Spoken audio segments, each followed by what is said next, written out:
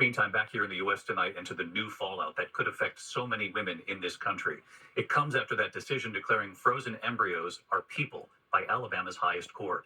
Tonight, more Alabama hospitals and clinics have halted IVF, even with women, families in the middle of treatments.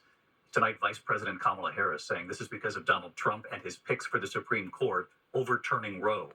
ABC's Elizabeth Schulze in Alabama tonight. Tonight, President Biden denouncing that controversial Alabama Supreme Court decision that puts women's access to IVF at risk, calling it a direct result of the overturning of Roe v. Wade, saying the disregard for women's ability to make these decisions for themselves and their families is outrageous and unacceptable. On the campaign trail in Michigan, Vice President Kamala Harris saying we're at this point because of President Trump appointing Supreme Court justices who would overturn Roe. And he didn't. And that's what got us to this point today.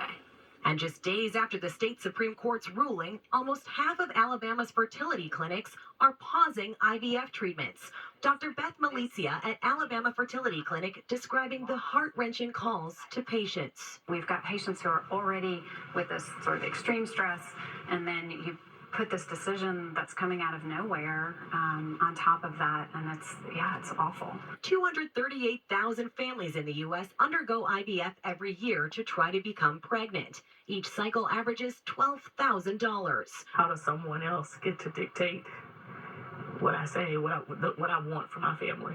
Tori Beasley conceived her daughter by IVF. She's midway through another cycle, only to learn today her embryo transfer appointment, scheduled for March 4th, was canceled. You stay in a state of hope, I guess, just being hopeful.